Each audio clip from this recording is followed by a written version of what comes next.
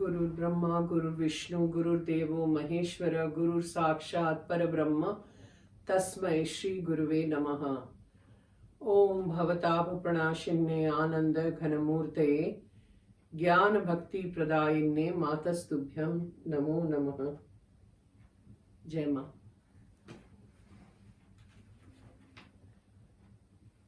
In the last video, I was talking about, that we have come here to realize ourselves. I'm sure most of you know things, but I still would like to tell you a couple of things that I have learned from my father, who was teaching, like I told you, he had a lot of students and, his students got credits in college and school and all that. And he was a great scholar, great sadhak, and I would say he was a rishi, which Ma used to say. Now, his talks were absolutely amazing. Okay, I wish he was here to talk to you, all of you. But let me begin this way. How have we come here? Who has sent us here? How did we become human beings? And what have we really come here for? I'm going to put it in very simple language, okay? Not technical, nothing. Now there is let's say a ball of fire, okay? That is the Shakti. Because Purusha, Shiv, is the static energy, right? Static. And his dynamic force is the Shakti, which creates. So everything is created by the dynamic force, which we call Shakti. And let's put it this way, we call her Ma, for understanding, okay? Ama. Now the ball of fire, supposing you light a huge fire, what happens? There is wood and everything in the fire and you light it. These little sparks are always crackling. The wood is always crackling. So there's this huge fire over here, like you do a yagya also. There is a fire over here, but there are little sparks that come out from it, They are flying everywhere, those little things. Now those little sparks suddenly disconnect themselves from the big fire and then they get dispersed in the air. So let's call this big fire our mother. And these little sparks her children. So the mother says, I am complete, I'm Purna. So these little sparks are also a part of me only. But why are they dispersing themselves and why are they disintegrating in the air? They should become complete and full like me. So what should I do? I'm talking in very simple language. She decides that I am going to see to it that these little sparks become complete like me and come back to me, and they have everything that I have because they are me, which we all are. So she says, okay, I'll do one exercise with you. So she tells these sparks to come down the 7 planes of existence. I'm not going to go into that. So the spark looks down and says, no, Mom, it's very dirty, it's very murky, I don't want to go down. It's because, at that level, it's very refined air, it's pure, it's thin, it's everything. And as you come down, as you go gravity-wise, as you go down, things become dense. So a person who's living, say, in the mountains, if we take it in our worldly life, somebody who's living in the mountains and he's asked to come to the city life where there's so much pollution and so much denseness, they get suffocated. They said, no, my mountain is much better. The air is so pure and fresh. So something like that. Where the sparks say, no, we don't want to go down. We'd rather be here only. So mother cajoles them. She's the mother, right? Ma hai. So she says, no, I'll protect you. Go down 2 steps, 3 steps, 4 steps like that. And they finally come to the Karan Sharir level, causal plane of existence. And mother says, now go down. Also, one more step. They said, no, now we will not go down because if we go down, we will burn. It's so dense and it's so dirty over there. It's so mucky. So mother says, okay, I'll give you overcoats. Avaran. I'll give you a mental avaran. I'll give you a emotional avaran. Avaran is overcoat. Like let's say I put on clothes, right? If I'm naked, I will either freeze if it's too cold, or I feel too hot if it is too hot. So I'll wear a sweater so those are overcoats, right? So she gives the first overcoat is the mental overcoat. The second is the emotional overcoat. And the third is the physical, this body that we have of flesh and blood. And she says, I'm giving you all these 3 bodies. I have omitted a lot of things in this because I don't want to go in that. I'm just giving you a basic graph of why we are here. So she gives us these 3 overcoats and says, now you go down. The exercise you have to do is experience everything going around you. Don't get involved in it.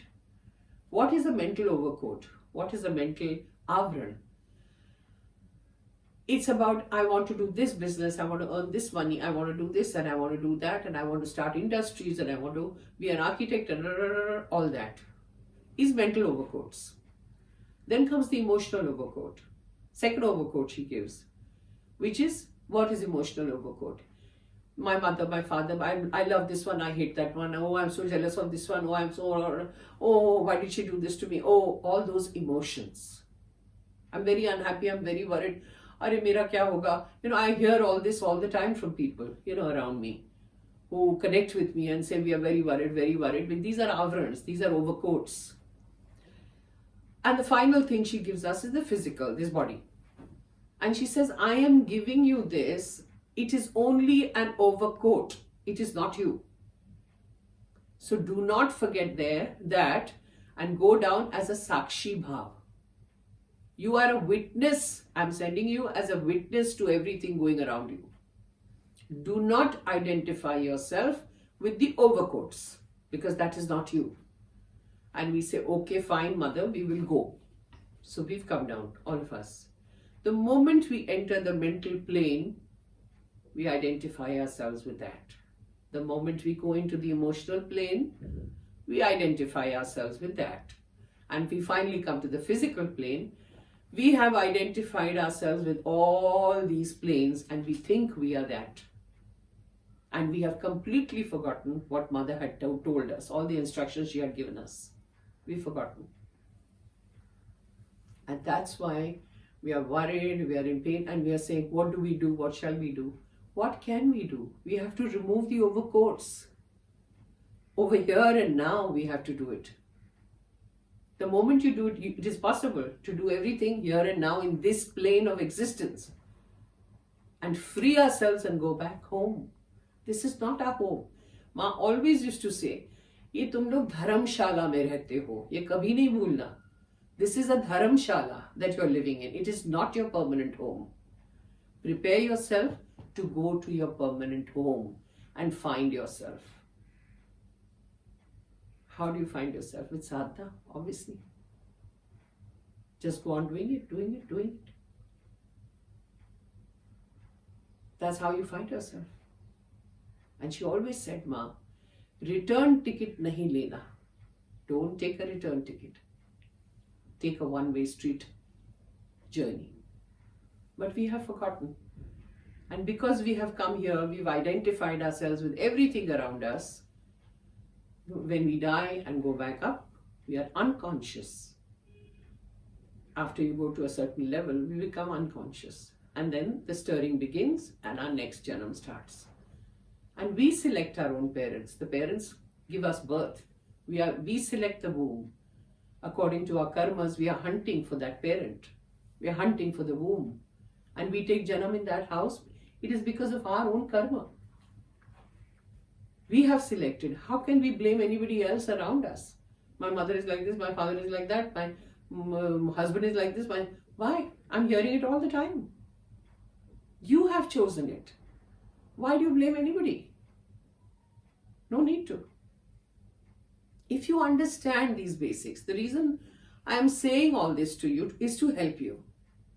If you can do little manan on this, contemplation on this, what was all that she said? It just might help somebody. If it helps one person also who's watching this, I'll be very happy. So that's that. I won't go further into that. Now we will talk about my Brahmachari Diksha. Okay. No, not Brahmachari. I'm not talking about Brahmachari right now. I will talk about my second Diksha, because the first I consider the one Ma gave me when I was 9 years old. The mantra she gave me. माँ ने दिया तो वो दीक्षा ही हो गया. But obviously, one wants to have an official Diksha also. So like I said, Bhaskaranji had told me that we'll do it on Ashtami. And I said, no, I'm going to get my monthly cycle. So let's do it on the Panchami, he said. I said, fine. So on Panchami day, I went to the ashram, Bhimpura. Now, Bhimpura is in Gujarat, over the Narmada. It's a beautiful ashram. If any of you get a chance to go there, you must come there. During Sanyam, which is end of January, 31st, if you are there, 31st it begins. And 7th of February it ends. And it's beautiful weather.